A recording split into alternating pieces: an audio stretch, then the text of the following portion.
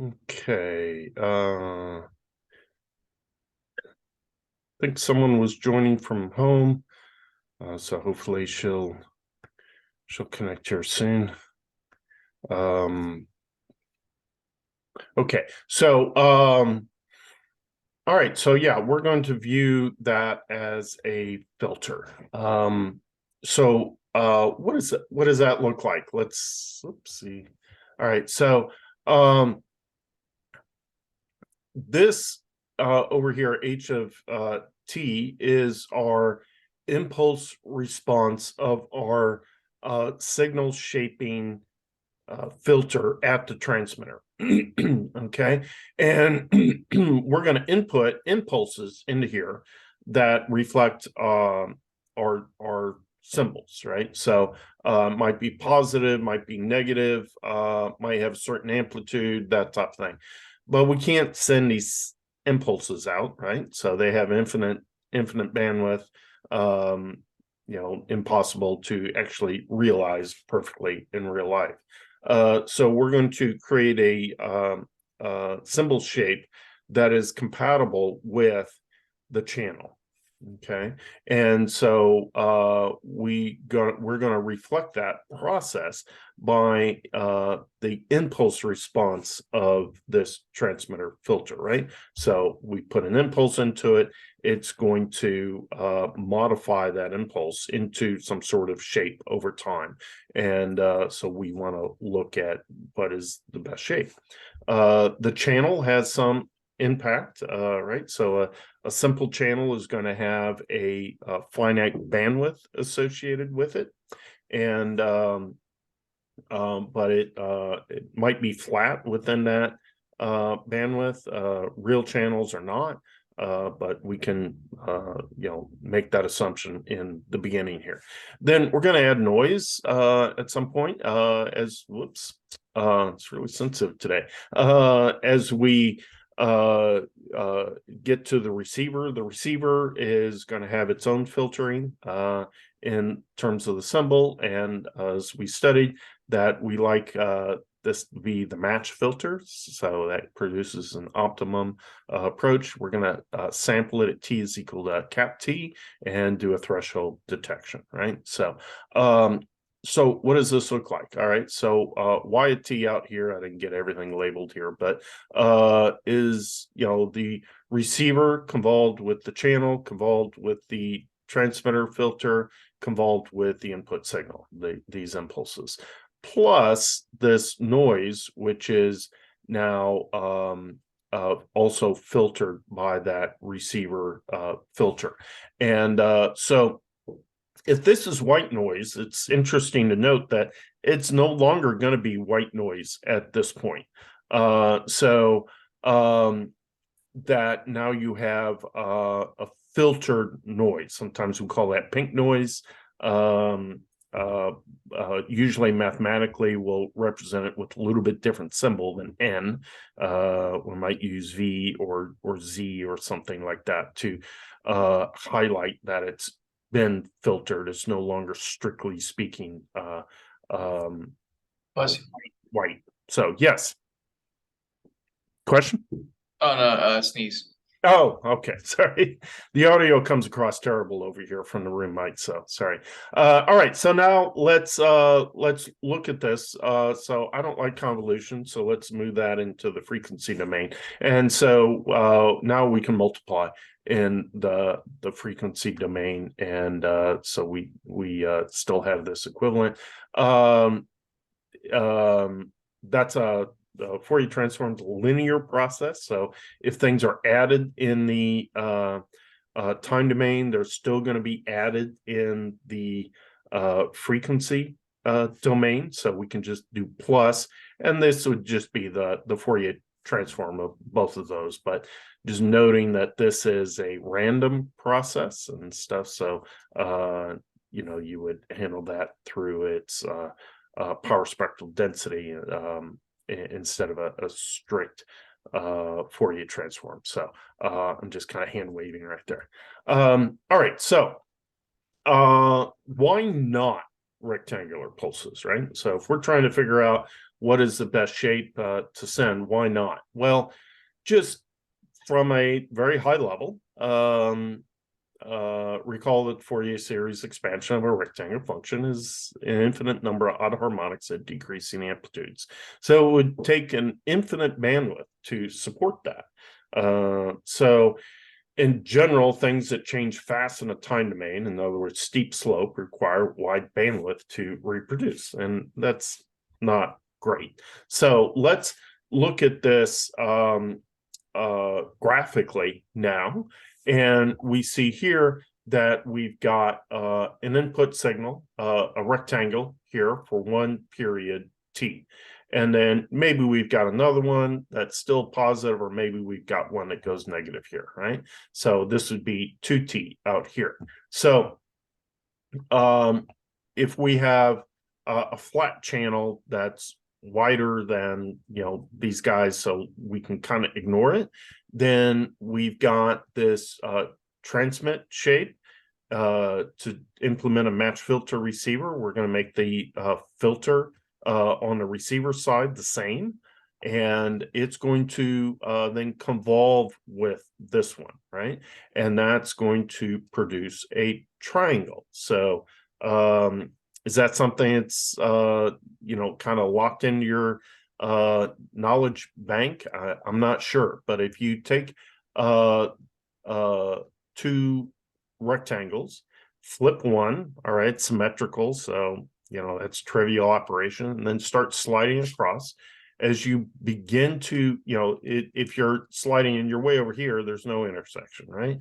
But as you start to intersect, you have a little tiny bit of area under that intersected curve. So you start increasing from 0, and you're going to linearly increase until you're perfectly overlapped, and you're going to reach that peak, and that's going to happen at time t, right? You're going to start sliding here at 0, and then boom, at time t, you're going to be perfectly overlapped, and you're going to reach a maximum. And then as you start to slide some more, the area is going to start decreasing. It's going to be linear until it reaches 2t, at which time you're no longer overlapping at all, and so it's 0. So the convolution of your match filter receiver with your symbol that's been shaped by your transmit filter is going to be a triangle. So that's a squared sine x over x response then. Okay, we know that because the single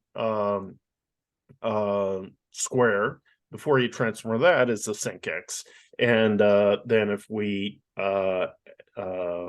process that with a receiver filter that it's also square, it's going to have a spectrum of sine x over x. In the frequency domain, we multiply, so sine x times sine x over x times sine x over x is a sec squared type function. So instead of these lobes here going negative, they're all going to be positive because it's squared, and it's a little bit squeezed and contorted from its sine x over x shape, but it still has that kind of general tendency.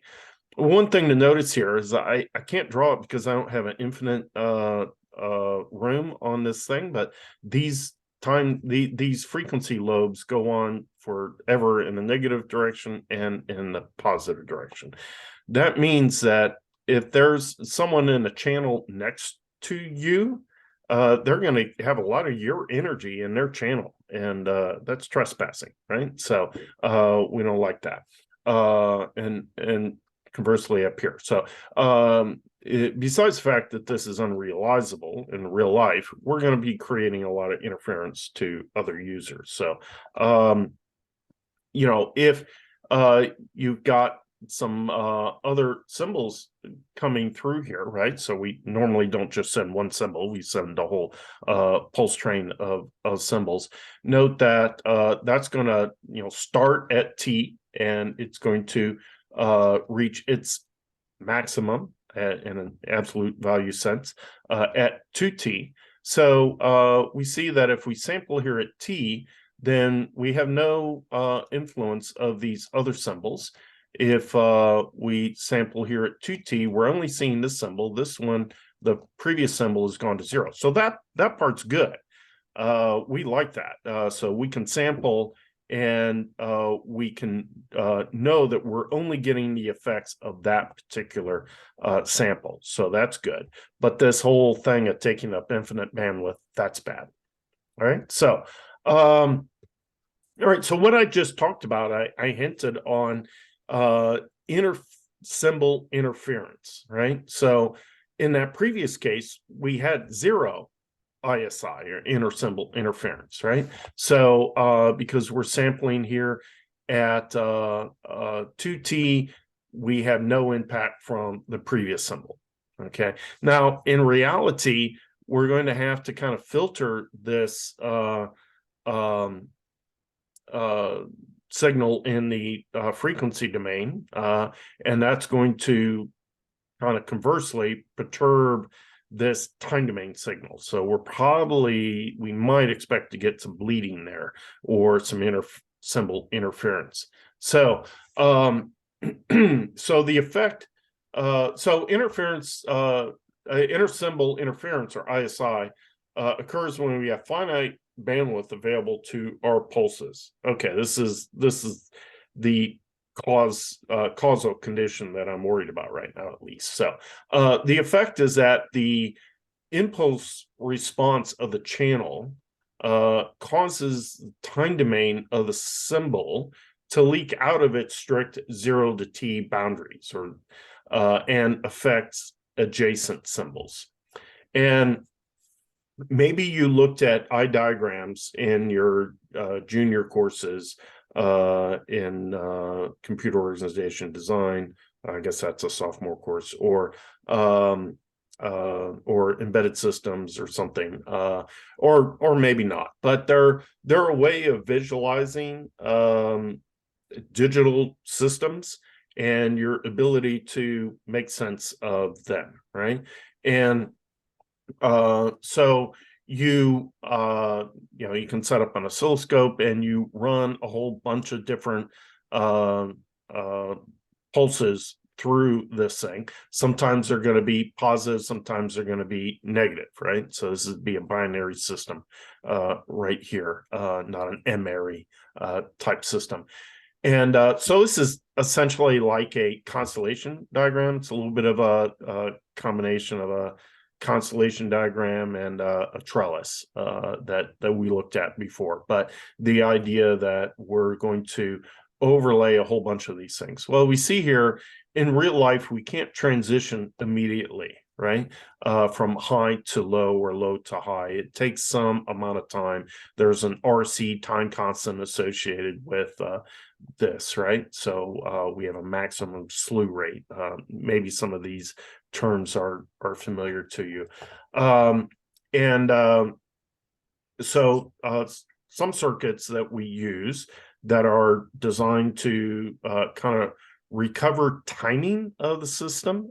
So when you're receiving a signal, how do you know when T equals cap T is to actually make that sample in your radio system? How do you know when a symbol starts? How do you know when a symbol stops? Well, we won't get into that in this course, but you sometimes use a zero crossing detector, and you look at where that signal crosses from, minus to plus, where it crosses 0, and that helps you establish your timing of the system. So you can synchronize the clock in your receiver with the clock in your transmitter. And but here's where you're going to want to sample. In here, we're seeing some noise associated with these things. And so this kind of looks like someone's eye, right? So we want that eye to be open. And so if we have a little bit of noise or lots of signal, in other words, a high signal to noise ratio, then this eye will be open. If we have too much noise or not enough signal, or we start to have InterSymbol interference isn't shown here, but it will start to affect these other symbols. One symbol will still have energy at the time you're trying to sample for the other symbol. and this eye will start to close, and you'll have difficulties doing that. So this is a basic tool of engineering digital systems, and whether you're working in an FPGA or interfacing PCI Express bus or something like that, or in a communication systems, you're going to run into eye diagrams. So, all right. So, all right. Pulse characteristics. So, as I've kind of talked about before, we sometimes look at a single pulse, single symbol in isolation, and look at that and try to detect that, and look at our probability of error in doing that, figure out where a threshold should be and all that stuff, right? But that would only communicate a tiny bit of information if we only sent one symbol, right? So we send one symbol after another, after another, after another. So how do we represent that? So I want to introduce some notation here. Just kind of stick in your mind. You'll forget this over spring break, but we'll try to introduce it again and stuff. So just starting to look at what this looks like. So here we have our present symbol. We'll call that I, and at time or sample K, our output is equal to that present symbol, but it's also affected by all the other symbols before and potentially after it. There's some causality violations here, but it this is how we write this out, right? So that there's some impact on our current symbol from the effects of other symbols, plus some noise, right? So we want to find a pulse that produces 0 ISI. So we'd love for this to be 0, right? So we'd love for this X here, this guy here that's multiplying these symbols here, to be 0 whenever it's not the present time. Okay, so all right, and so this does begin to be challenging when we have a finite bandwidth channel.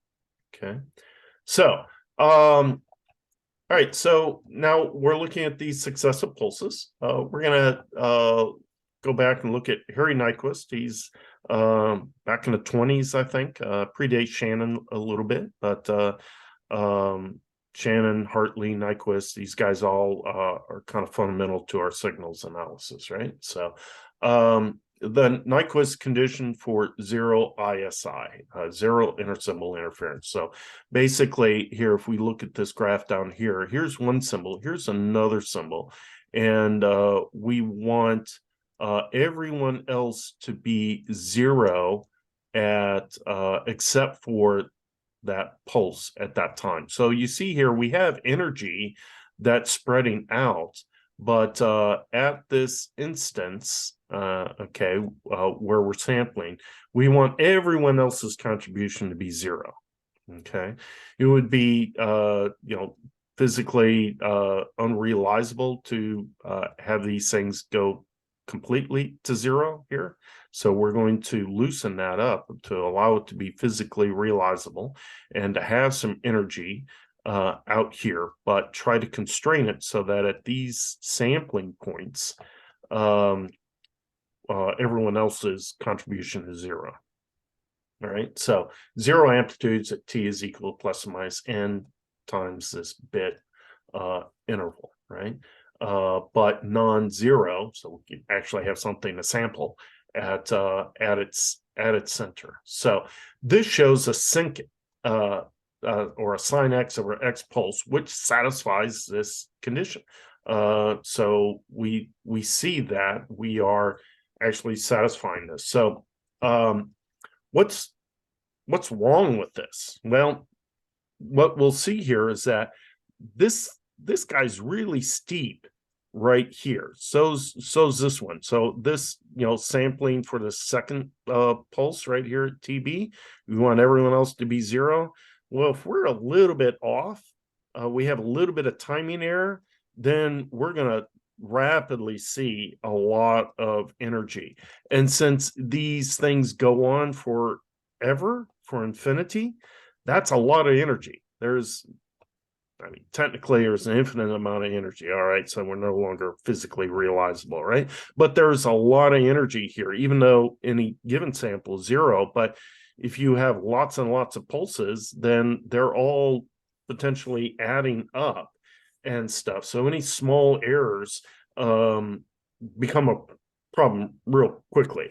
Any small errors in sampling, if you have some timing jitter, that type of thing. So yes, technically it meets this Nyquist condition, but just barely. Okay. All right. So what symbol shape does work for us? All right. So I'm just gonna introduce this, and that's probably all we'll have time for. Consider the constraints that the peaks of the subsequent pulses align with the nulls and the impulse response of the other pulses, right? So also desire the slope near the sampling points to be shallow to minimize this impact of timing errors. The raised cosine filter meets this requirement. So this is the equation for the raised cosine filter. It's actually a family of filters.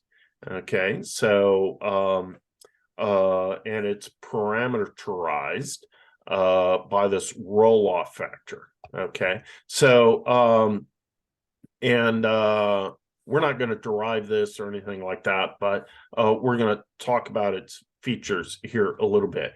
Now, it's commonly implemented as a root raised cosine filter with half on the transmit side and half on the receive side. So if we go back here, we see that, all right, this guy and this guy are all part of shaping that impulse response of y of t that we're trying to sample and make a decision on, right?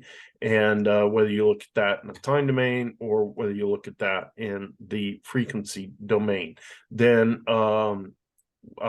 so we need to account for all of these responses when we do this. So what's easiest is if we kind of split that up. Well, if we're talking about frequency response and we want to start splitting up HR and HT, but we want the result to be the same, then if we're multiplying here, we're going to take the square root, right? And then we're going to put the root raised cosine filter here on the transmit side and the root raised cosine filter here on the receive side. Okay, so the net effect is to give us this raised cosine filter. And that's what's going to be important at this sampling instant or subsequent sampling instances as we're sampling subsequent pulses and we're trying to achieve this 0 ISI, right? And so we want this effect by the time we get here, that's what we're worried about. And so we can split it up in the meantime, right? So let's go back to that sine x over x. So this does, well, let's look at the frequency response of this filter to begin with, right? So with this one roll-off factor here, we see that it's rectangular in the frequency domain. What does that look like in the time domain? I'll give you a second. It's a sine x over x, right? So that's that Fourier transform that you ought to have locked in your memory at this point. The Fourier transform pair that a square produces a sine x over x in the other domain, no matter which direction you're going. So if we start with the square in the frequency domain, we're going to have a sine x over x in the time domain. So that's these pulses right here, right? So the raised cosine filter resolves or degenerates to this case in the extreme, right? So that's one case there. And that's a nice filter, but we know that, yeah, while it produces this filter, this time response, it technically works. It really has some large amplitudes either side of it, which leads to this really steep slope at those sampling instances. Now, if we trade off, though, we can look at these two different dashed lines, and these are just different trade-offs with this different roll-off factor. So we see here, if we look at this, that wow, this kind of heavy bolded shape has real flat time side lobes, right? So if you have an error in the sampling point here, you know, or sampling point here, you're really going to have very, very little energy added to the system, and it's not going to be that big a deal, right? But its filtering characteristics are pretty lousy, right? And you're going to have energy out here that's going to be affecting how close someone else can operate to you in frequency, right? So we're not being very spectrally efficient. In between here, we've got a filter that's fairly flat within most of, you know, this bandwidth, and then starts to more gradually, you know, roll off compared to this rectangle, but much faster roll off than this other extreme, right? And so that's basically the compromise, right? So we've got this other one here, so it still has some time side lobes, particularly that first one is kind of big. The second one is pretty small, and it's going to get smaller in the third, fourth really fast, right? So it's you know, just yet another trade-off. It's you know, a kind of classic case where there's no perfect ideal. You do have to make some trade-off, and what you'll make in one situation isn't necessarily the same trade-off you'd make in another situation. But generally in the communication system standard, for those systems that do specify a raised cosine filter, and many of them do, the roll-off factor at the transmit side will be specified. If you look at standards, whether that's for Wi-Fi or Bluetooth or Zigbee or 5G or LTE or whatever, all these waveforms are standardized, and they're standardized at the transmitter so that we know we can interoperate. So you can buy you know, equipment from one vendor supplier, and you know it'll be compatible with someone else's system also, right? And so we don't have to all buy phones from Ericsson because Ericsson built the base station. It's a standardized system. So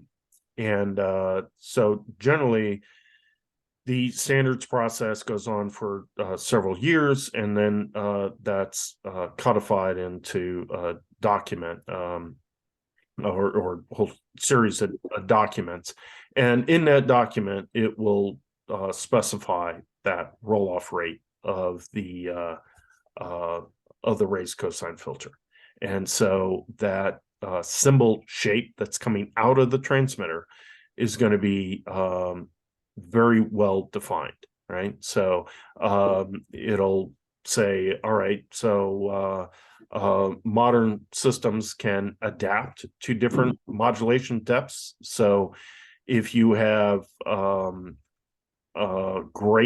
really great signal to noise ratio, then your system might adapt to let's say a 256 Comm system. quadrature amplitude modulated system, right? So 256 different symbols. That's very bandwidth efficient, right? So we had got a large K, log base 2 at 256. Is that 8? Yeah, so you'd be sending 8 bits for every symbol you're sending. But as we've seen, if you have lousy signal noise ratio, we can't get away with that. We won't be able to distinguish one constellation point to another. Our decision areas will be too small and they'll be swamped with noise, right? So, so instead, we adapt to a more of a BPSK or antipodal type signaling, and the most extreme case, now we're only sending 1 bit per symbol, but it's, you know, detectable at the receiver, hopefully, right? So so all these things are specified in these transmit standards, generally up to you as an engineer working at, you know, a supplier to design a receiver that uses the information in that standard knowledge of how that transmitted symbol is created to build your best receiver you can. So basically, each company builds their intellectual property into the receiver, and as long as their receiver can receive any you know, symbol or set of symbols that is compatible with the standard, then they can do that. So communication symbol systems are standardized typically by the receiver. There might be a tiny bit that it talks about that constrains the receiver, but generally it's how we transmit the signal that is important. So so back to the raised cosine filter here, we see that there is this trade-off between the frequency domain and this time domain. And so if you can imagine now that we have one symbol after another, now in these sampling instances, we want zero contribution from these other symbols. And so as long as that's kind of flat there, we'll do a pretty good job of that, right? So now we see that this thing has energy out to this 3 RB over 4 frequency area, and that on this roll-off factor here. And so we can look at that and say that our channel needs to support that kind of bandwidth in order for this to be realized in the end, right? So if we're cutting off some of this energy out here, then these guys won't implement exactly correctly, right? So let's see, what else do I want to say about this? So typical roll-off factor is like 0.75 or 0.8. So all right, any questions on this? Okay, so have a great great spring break, and we'll let you go here. I will post, maybe I'll get it done tonight, or might be Saturday or something like that. If you're interested in some extra credit and you want to get started on that, then yeah, we can look at Moodle, and I'll try to get that posted by Saturday. I know that one will be a partial response signaling. That's another technique to achieve this zero ISI condition, and we don't have time to go into that in class because I think this raised cosine is a more important one for a lot of modern communication systems, but it's the other one's pretty interesting also, and I'll have some other topics in there also. So, but the idea is that it's going to be a little self-study, and I can kind of help you with that, but the intention is to do a little self-study on it. So, all right, yeah, have a great relaxing spring break. Come back all nice and refreshed, and be safe. Thank you. Bye.